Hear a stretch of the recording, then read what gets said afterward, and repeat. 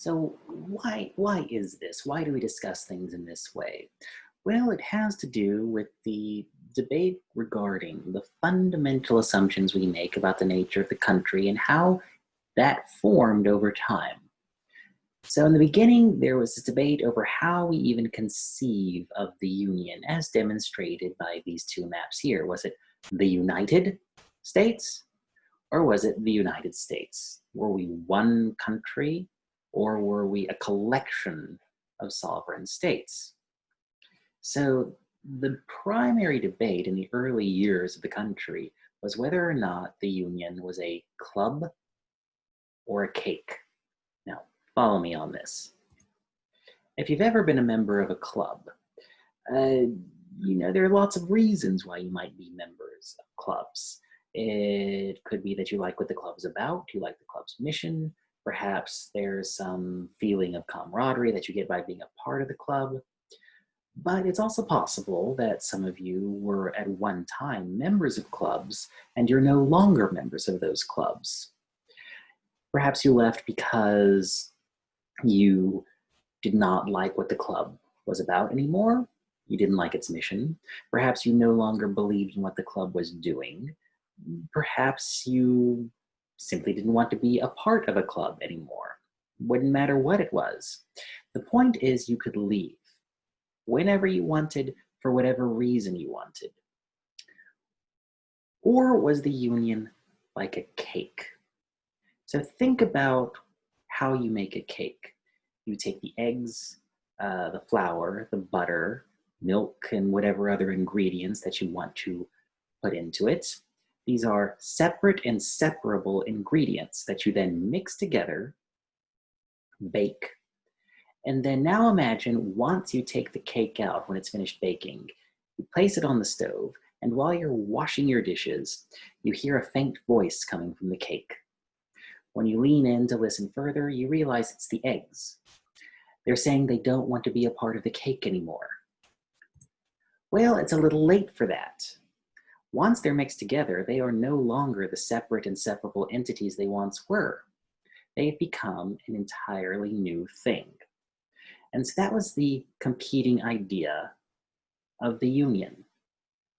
Once a state was admitted to the Union, it became so culturally, politically, economically, and socially integrated with the rest of the country, there was no leaving once you joined. So this debate raged on, and it finally culminated in the Civil War when it was determined that, yes, indeed, the Union was in fact a cake. So the debate continued, however. What kind of cake was it? Was it a layer cake, or was it a marble cake? The idea of a layer cake is that there are multiple layers on top of each other, and none of those layers mix together. This was a conception that is called dual federalism, the idea that the national government and the state governments have their own spheres of policymaking influence, but never the two shall meet. There is a strict wall between the responsibilities of the state and the responsibility of the national governments. This was the conception of federalism that was the primary paradigm of governance in the United States up until the Civil War. This is a more direct diagram of how dual federalism works. A national government, for example, would take responsibility for things like foreign relations and national defense. However, the state would take responsibility for things like conducting elections and education. And there was no role for the national government in elections or education, nor was there a role for the state in national defense or foreign relations. The marble cake conception is sometimes called cooperative federalism. This is the paradigm that has governed the United States since the end of the Great Depression.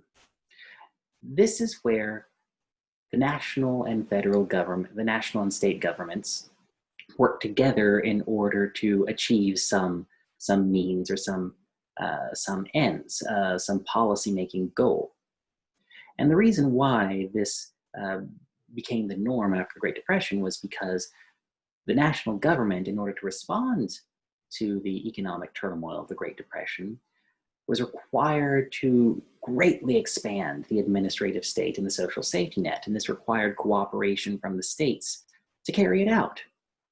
And it began a new paradigm in the national-state relationship that continues to this day. So, for example, though there are still areas where the national government continues to reign supreme, national defense and foreign relations, and there are still areas where the state government holds most, if not sole authority, such as running elections and education. But there are areas in which they work together and share power. So, for example, law enforcement. Federal law enforcement officials often work with state authorities. Emergency management from federal agencies often work with state-level emergency agencies in order to respond to things like natural disasters, pandemics, for example. Medicaid is another example where the state governments work with the federal government in order to administer this expansive health insurance program.